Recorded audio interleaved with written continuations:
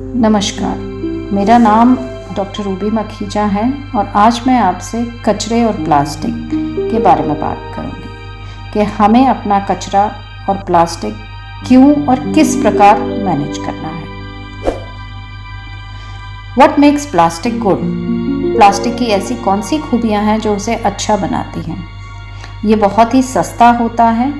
जैसे आप देख रहे हैं, ये एक प्लास्टिक की कुर्सी है जो आमतौर पर 300 से 400 रुपए की आ जाती है। वहीं लकड़ी की कुर्सी है जो 3000 से लेकर 10,000 तक कहीं भी आती है। लाइट वेट, अब ये बाल्टी आप देख रहे हैं, ये वज़न में स्टील या मेटल की बाल्टी से बहुत हल्की होती है।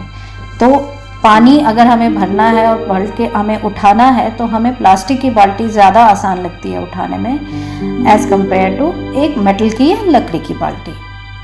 लीक प्रूफ, कि तरल पदार्थ अगर आप प्लास्टिक की पन्नी में या प्लास्टिक के डब्बे में डालेंगे तो उसका लीक होने का चांस जो है बिल्कुल कम होता है।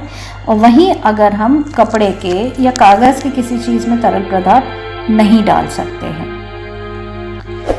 डज नॉट ब्रेक ईजीली, ये आसानी से टूटता नहीं है। जैसे आप ये देख रहे हैं, प्लास्टिक की एक बोतल के अंदर अचार भरा हुआ है और ये हल्का फुल्का अगर इसे झटका लगता है या थोड़ा सा गिरती भी है तो इसका टूटने का चांस एक कांच के मर्तबान से कहीं कम होता है। तो ये कुछ प्लास्टिक की खूबियां हैं जिसने प्लास्टिक को हमारे जीवन में एक बहुत ही महत्वपूर्ण जगह दे दी है। इतनी ज़्यादा हम लोग अब प्लास्टिक इस्तेमाल करने लगे हैं कि वो हमारे जीवन का एक हिस्सा बन गया है और हम इस समय प्लास्टिक को छोड़ नहीं पा रहे हैं।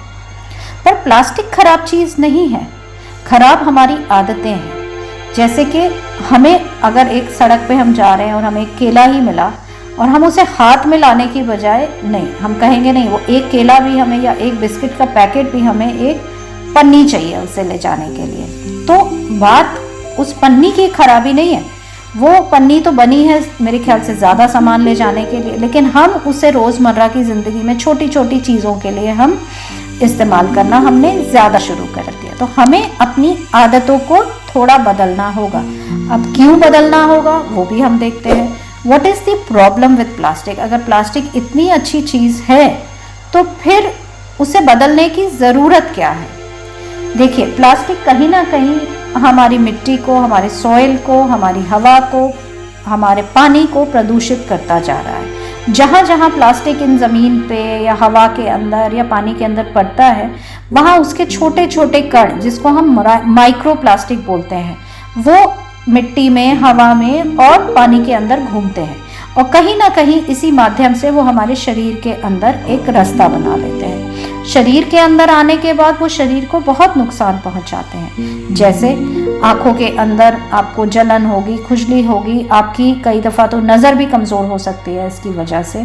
सर दर्द है, चक्कर है, थायराइड की प्रॉब्लम है, खांसी है, गले में परेशानी है, सांस की दिक्कत है, अस्थमा, एलर्जी की दिक्कत है, फेफड़ों की प्रॉब्लम हो सकती है, लिवर की प्रॉब्लम हो सकती है, स्किन में, आपकी त्वचा में उसमें एलर्जी आ सकती है, दाने हो सकते हैं, यहाँ तक कि स्किन कैंसर तक कहा गया है कि प्लास्टिक के साथ संबंध रखता है।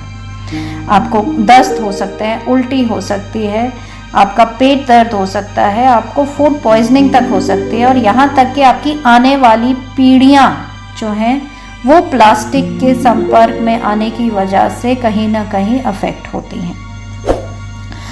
अब आप देखिए, ये एक गाय है, आपको पता है ये गाय के अंदर से उसका पेट इतना फूल गया था तो डॉक्टरों ने जब मुआयना किया तो उसके अंदर से 52 किलो के जितना प्लास्टिक ऑपरेशन करके डॉक्टरों ने निकाला। सोचिए उस गाय की क्या हालत हो गई। और क्यों निकला ये प्लास्टिक?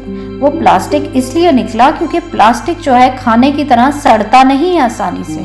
एक प्लास्टिक की पन्नी जो हम आमतौर पर सिर्फ 20 से 25 मिनट इस्तेमाल करते हैं, वो इस पर्यावरण के अंदर 500 से 1000 साल तक घूमती रहती है, वो सड़ती नहीं है। तो इसीलिए जब वो सड़ती नहीं है, वो खुद भी इकट्ठी होती है और अपने आसपास में कचरा और गंदगी इकट्ठी करती रहती है। जैसे आप इसकी साथ वाली तस्वीर में देख रहे हैं, जहाँ पर एक नाली प्लास्टिक की भंडार की वजह से बंद हो चुकी है। अब जब नालियाँ प्लास्टिक बंद करता है तो नाली बंद होने की वजह से गंदा पानी जो है वो बाहर निकल के आपकी सड़कों पे आ जाता है, पार्क्स में आ जाता है, आपके घरों तक चला जाता है। और इसी गंदे पानी की वजह से बहुत बीमारियां फैलती हैं, जैसे कि टाइफाइड हो गया, मलेरिया हो गया, डेंगू हो गया, ठीक है, और आपका पीलिया हो गया, डायरिया, दस्त हो गया, आपके डिसेंट्री हो गई। मतलब अनगिनत बीमारियां हैं जो इस प्लास्टिक की वजह से आप तक आती हैं। यही एक कारण है कि हम आपसे कह रहे हैं कि प्लास्टिक का प्रयोग आप कम करिए। अब सिंगल यूज़ प्लास्टिक क्या होता है? सिंगल यूज़ प्लास्टिक, इसका नाम के अंदर ही जवाब है। मतलब जो हम एक बार इस्तेमाल करने के बाद फेंक देते हैं, उस प्लास्टिक को हम सिंगल यूज़ प्लास्टिक कहते हैं। देखिए, दक्षिणी दिल्ली नगर निगम ने जो है एक लिस्ट आपके लिए बनाई है कि सिंगल यूज़ प्लास्टिक ऐसा कौन सा प्लास्टिक होता है जिसको ज़रूरी नहीं है कि हम इस्तेमाल करें, जिसको सबसे आसान होता है। सबसे पहले तो इसमें पन्नी आती है, पन्नी की बजाय आप कपड़े का थैला इस्तेमाल करिए। पानी की बोतलें आती हैं, उसकी बजाय आप बाहर से खरीदने की बजाय घर से अपने स्टील की बोतल ले करके घर से चलें। प्लास्टिक के कप हैं या गिलास हैं, उनकी जगह कागज़ के, स्टील के या मिट्टी के कप इस्तेमाल करिए। प्लास्टिक की स्ट्रॉ है या जिसे हम पाइप भी कहते हैं, उसकी बजाय अब आप गत्ते की या कागज़ की या स्टील की भी स्ट्रॉ आती है, वो इस्तेमाल कर सकते हैं। प्लास्टिक की कटलरी की जगह हम अपने घर के रूटीन बर्तन, स्टील के बर्तन इस्तेमाल कर सकते हैं, ठीक है। प्लास्टिक कान खुजाने वाले ईयरबड्स में होता था, अब उसको भी लकड़ी से रिप्लेस कर दिया गया है। गुब्बारे की डंडियों तक में जो प्लास्टिक था उसको छोड़ करके अब लकड़ी की जो है डंडियों का प्रयोग किया जा रहा है। प्लास्टिक के टिफिन बॉक्स या थर्मोकोल की चीज़ें उसकी बजाय स्टील की या कागज़ की चीज़ें, ठीक है। और जो प्लास्टिक की बर्नियां हैं, कोशिश करिए उसकी बजाय भी हम कांच की बर्नी इस्तेमाल करें। और आपको पता है कि ये जो सिगरेट का जो कोना होता है आखिरी में जो होता है, उसको हम सिगरेट बट कहते हैं। वो सिगरेट बट भी एक बहुत बड़ा योगदान है सिंगल यूज़ प्लास्टिक में, तो उसको भी हमें अपने जीवन से हटाना होगा। आपको पता है सिगरेट पीना तो वैसे ही सेहत के लिए बहुत हानिकारक होता है, तो आपके पिता या दादा घर में या चाचा, मामा जो भी सिगरेट पीते हैं, आप उनसे कहिए कि सिगरेट के दो नुकसान हैं, एक तो आपके शरीर को नुकसान करता है और दूसरा पर्यावरण में सिंगल यूज़ प्लास्टिक होता है। What can I do to help? मैं ऐसा क्या कर सकता हूँ कि मैं इस बड़ी समस्या में आपका समाधान में मदद कर सकूँ? तो सबसे और ज़रूरी जो एक पॉइंट है वो है कि अगर हम घर से अपने कपड़े का थैला लेकर के जाएंगे तो हमें मार्केट से, बाज़ार से, दुकानदार से, सब्जी वाले से, फ्रूट वाले से हमें प्लास्टिक की पन्नी लेने की ज़रूरत नहीं है। तो अगर हम अपनी जीवन शैली में सिर्फ एक यही जो बदलाव ले आए कि हम बजाय इसके कि हम मार्केट वालों से कपड़े का प्लास्टिक का पन्नी मांगे, हम अपना कपड़े का थैला अपने घर से लेकर के निकलें। अब आप ऐसा भी हो सकता है कि आपकी मम्मी जो है घर के बाहर गई और गई किसी और काम से थी, लेकिन वहाँ उन्हें याद आया कि भाई आज तो मेरे को टमाटर बहुत अच्छे मिल रहे हैं, या घर से फ़ोन आ गया कि मेरे को आम चाहिए मम्मी, और आप रुक गए वहाँ आम लेने के लिए। अब आप रुक तो गए लेकिन उस समय आपके पास कपड़े का थैला नहीं है, तो आप क्या करेंगे? आप दुकानदार से प्लास्टिक की पन्नी लेकर के आएंगे। तो इसलिए हमें नहीं पता कि हम घर के बाहर निकल रहे हैं, हो सकता है हमें कोई चीज़ पसंद आ जाए या रास्ते में कोई काम पड़ जाए, सामान वापस लाना पड़े, तो अपनी मम्मी से कहिए कि अपने घर से निकलते टाइम जो है ये पर्स के अंदर एक कपड़े का थैला हर समय रखें। और अपने पिताजी से कहिए कि वो जो हैं अपने या तो ब्रीफ केस के अंदर या स्कूटर या गाड़ी की डिक्की के अंदर एक कपड़े का थैला लेकर के हर समय चलें। एजुकेट अदर्स अराउंड यू, मतलब आपके जो आसपास में लोग हैं, जैसे आपके परिवार वाले हो गए, आपके मम्मी पापा, दादा दादी, मामा मामी, चाचा चाची, नाना नानी, आपके कज़न्स हो गए, उनको आप बताइए कि हमें कपड़े का थैला इस्तेमाल करना चाहिए। आप अपने दोस्तों को बताइए, अपने मित्रों को बताइए कि हमें कपड़े का थैला इस्तेमाल करना चाहिए। आपके आसपास में आपके मम्मी पापा जहाँ काम करते हैं वो बता सकते हैं कपड़े का थैला इस्तेमाल करने के लिए। घर में दीदी आती हैं, भैया आते हैं काम करने वाले, वो लोग कपड़े का थैला इस्तेमाल करने के लिए। तो जो भी आपके संपर्क में आता है आप उनसे कहिए कि पन्नी का प्रयोग ना करके कृपया करके हर समय एक कपड़े का थैला आप अपने साथ रखें, उसी का प्रयोग करें। Pledge to quit using plastic bags today and right now. मैं आज ही एक प्रण कर लीजिए, एक प्रतिज्ञा कर लीजिए कि मैं पन्नी का इस्तेमाल आज ही से बंद करता या करती हूँ। इससे क्या होगा, अगर आप लोग ही एक ही अगर ये प्रण कर लेता है तो भी प्लास्टिक की जो खपत है पन्नी की वो काफ़ी कम हो जाएगी। Collect old newspapers, bedsheets, curtain, saris and दुपट्टा। जो पुराने अखबार हैं, चादरें हैं, पर्दे हैं, साड़ियाँ हैं, दुपट्टे हैं, उनको इकट्ठा करिए और उनको आप SDMC को, दक्षिणी दिल्ली नगर निगम को दीजिए, अपने स्कूलों में रखवाइए। वहाँ से आपकी दक्षिणी दिल्ली नगर निगम वहाँ से लेके जाएगी और इन्हीं के लिफाफे बना के या इन्हीं के थैले बना करके वो मार्केट में देगी। तो इस तरह से भी आप मदद कर सकते हैं प्लास्टिक को कम करने में। से नो टू डिस्पोजेबल, जैसा कि मैंने आपको पहले बताया था, एक बार इस्तेमाल हमने करना है इस प्लास्टिक की कटोरी चम्मच का, उसकी बजाय जो है आप स्टील के बर्तन का इस्तेमाल करिए या आप कांच के बर्तन का इस्तेमाल करिए। और अगर आपके घर में कोई पार्टी है और आपको ज़्यादा चाहिए तो आजकल जगह जगह पर क्रॉकरी बैंक, बर्तन भंडार खुल गए हैं, आप उनका इस्तेमाल करिए। मगर इन एक बार इस्तेमाल होने वाले प्लास्टिक से बचिए। भंडारों में भी मैंने देखा है कि लोग बहुत दिल से, बहुत मन से भंडारा करते हैं, मगर प्लास्टिक या थर्मोकोल के बर्तन इस्तेमाल करते हैं जो कि पर्यावरण का नुकसान करते हैं। ना केवल पर्यावरण का, जो प्लास्टिक के बर्तन में गर्म सब्जी या गर्म खाना डाला जाता है, खाने वाले को भी कैंसर होने का रिस्क है। तो हम उसका इस्तेमाल ना करके पत्तल का इस्तेमाल भंडारों में करें, ये बहुत ज़रूरी है।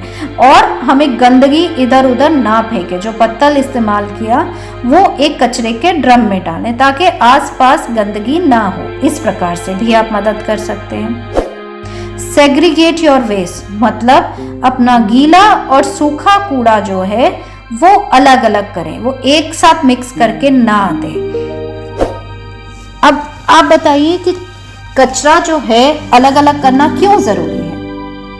मैं बताती हूँ। कचरा इसीलिए हमको मैनेज करना ज़रूरी है क्योंकि हम कचरा जनरेट करते हैं, हम कचरा निकालते हैं, हम कचरा घर में बनाते हैं। कोई SDMC बाहर से ला करके या कोई और बाहर से ला के आपके घर में नहीं होता, वो आप ही का इस्तेमाल किया होता है। इसीलिए अगर जो चीज़ हमने बनाई है उसको मैनेज करना भी हमारी जिम्मेवारी है। और दूसरी चीज़ ये है कि सॉलिड वेस्ट मैनेजमेंट के रूल्स के हिसाब से अगर कोई घर कचरा गीला और सूखा अलग करके नहीं दे रहा है तो उसके ऊपर SDMC रोज़ 200 रुपये तक का फाइन पेनल्टी लगा सकती है।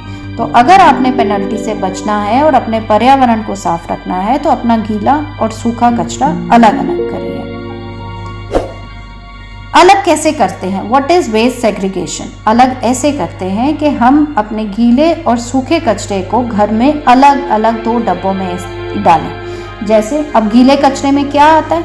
गीले कचरे के अंदर सब्जी और फ्रूट के छिलके आ गए, बचा हुआ खाना आ गया, खाने की पुरानी चीज़ें आ गई, हड्डियाँ आ गई, अंडे के छिलके आ गए, थोड़े बहुत फूल भी आप डाल सकते हैं, चाय पत्ती का कॉफ़ी पाउडर आ गया। ये सारी चीज़ें आप गीले कचरे में, मना खाने से जो संबंधित कोई भी चीज़ है वो गीले कचरे में जाएगी। और सूखे में प्लास्टिक की पन्नी, बोतल, लकड़ी का सामान, ब्रश हो गया, कांच की चीज़ हो गई है, रबड़ की हो गई, मेटल की कोई चीज़ है, चिप्स के पैकेट्स हो गए, ये सारा कुछ सूखे कचरे में। माने जो चीज़ गीले में नहीं आ रही है वो सूखे में जाएगी। इसके अलावा ऐसी कई चीज़ें होती हैं जिससे बीमारी होने का या चोट लगने का डर होता है, जैसे मरा हुआ चूहा हो गया, ठीक है, और सैनिटरी नैपकिन या डायपर हो गए, वो हो गए, इस्तेमाल किया हुआ ईयरबड है, वो इंजेक्शन सिरिंज हो गए, ठीक है। इस प्रकार की चीज़ें जो हैं हैज़ार्डस, मतलब अलग पन्नी में बांध के अलग कागज़ के लिफाफे के अंदर डाल करके आप उसको अलग से अपने कचरे वाले को दीजिए। पन्नी मैंने गलती से बोल दिया, पन्नी नहीं, कागज़ का लिफाफे में डाल करके आप अलग से अपने कचरे वाले को दीजिए। How does segregation help? Segregation से हमारी मदद कैसे हो सकती है? देखिए, जो हमारा गीला और सूखा कचरा है, अगर अलग अलग हम इकट्ठा करते हैं तो जो गीला कचरा है उससे हम कंपोस्ट यानी खाद बना सकते हैं, और जो सूखा कचरा है उसे हम रिसाइकलिंग माने नई चीज़ बनाने के लिए इस्तेमाल कर सकते हैं। अगर कचरा जो है सेग्रीगेटेड नहीं है, माने गीला और सूखा अलग नहीं है, तो वो मिक्स कचरा होता है, जिसमें जो है गीला और सूखा एक साथ हम देंगे तो ना ही उसमें से गीले कचरे की कंपोस्टिंग हो सकती है, ना ही सूखे कचरे की रिसाइकलिंग हो सकती है। तो वो जो है एक लैंडफिल साइट, आप देख रहे हैं ये लैंडफिल साइट की तस्वीर है, वो एक लैंडफिल साइट पे जा करके एंड अप हो जाता है, माने वहाँ जा करके हमें फेंकना पड़ता है। लैंडफिल साइट कूड़े के पहाड़ हैं। इस किस्म के दिल्ली के अंदर 4 कूड़े के पहाड़ हैं, और यहाँ रहने वाले आसपास के आप मानिए कम से कम नहीं तो 30 लाख लोगों के जीवन को ये जो है ख़राब कर रहे हैं ये कूड़े के पहाड़। वहाँ पर लोगों के जीवन में प्रदूषित हवा, प्रदूषित मिट्टी, प्रदूषित पानी जा रहा है। तो आप सोचिए, अगर आपका घर इन कूड़ों के पहाड़ के पास होगा तो आपको कितना खराब लगेगा। तो हमारी कोशिश होनी चाहिए कि हम इन कूड़े के पहाड़ों को कम करें। How does segregation help? जैसा मैंने आपको बताया कि जो है गीला और सूखा कचरा हमें दोनों को अलग अलग करके देना है। अब मैं आपको बताती हूँ कि रिसाइकलिंग क्या होता है। रिसाइकलिंग ऐसा एक प्रोसेस है, ऐसा एक तरीका है जिससे हम सूखे कचरे को एक नई किस्म के चीज़ में बदल सकते हैं। जैसे प्लास्टिक की जो बोतलें हैं, मैं आपको बताती हूँ, जैसे आपको ये नज़र आ रहा होगा पिक्चर के अंदर, ये जो प्लास्टिक की बोतलें हैं, ये जो प्लास्टिक की बोतलें अगर हम इनको रिसाइकल करते हैं, इसका दाना बना के प्लास्टिक का, उससे आप टी शर्ट्स बना सकते हैं, कपड़े बना सकते हैं, स्टूल बना सकते हैं, बैठने के बेंचेस बना सकते हैं, कुर्सियाँ बना सकते हैं, बहुत सारी चीज़ें उससे बन सकती हैं रिसाइकलिंग के माध्यम से। तो ये तो सिर्फ प्लास्टिक के बारे में मैंने बताया, कागज़ की भी रिसाइकलिंग हो सकती है। तो अगर कागज़ गंदा हो जाएगा गीले कूड़े के साथ मिल करके, या प्लास्टिक गंदा हो जाएगा, तो उसको हम रिसाइकलिंग नहीं कर सकते। इसीलिए हमें गीले और सूखे कचरे को अलग करना ज़रूरी है। अब मैं आपको बताती हूँ कि कंपोस्टिंग क्या है। कंपोस्टिंग एक नेचुरल प्रोसेस है जिसमें हम अपना जो घर का कचरा है, जैसे जो खाने वाला कचरा है, जो गीला कचरा है, उससे हम खाद बना सकते हैं। ये खाद हम ना केवल गीले कचरे से बना सकते हैं, ये खाद हम फूल पत्तियों से भी बना सकते हैं। तो आपके घर में जो फूल पत्ती तक है वो भी बेकार नहीं है, वो भी खाद बनाने के काम आ सकती है। लेकिन अगर ये कचरा, गीला वाला कचरा सूखे प्लास्टिक की पन्नी के साथ मिल जाता है तो हम इससे खाद नहीं बना सकते। तो अगर हमें खाद भी बनानी है तो हमें गीला और सूखा कचरा अलग अलग करना पड़ेगा। अब कंपोस्टिंग 2 किस्म की होती है। होम कंपोस्टिंग, जो हर इंसान अपने घर में कर सकता है। अगर आप इसके तरीके के बारे में और समझना चाहेंगे तो मैं किसी दूसरी क्लास के अंदर आपको इसके बारे में भी बताऊंगी। आपके माता पिता को कोई अपने घर पे करना चाहता है अगर, तो ये कंपोस्टिंग आराम से कर सकता है। ये कोई बहुत बड़ा काम नहीं है घर पे करना। आप घर पे ही अपने गीले कचरे से कंपोस्टिंग करके घर के अंदर ही बहुत अच्छी खाद बना सकते हैं, जिसको आप अपने घर के गमलों में, पेड़ पौधों में इस्तेमाल कर सकते हैं।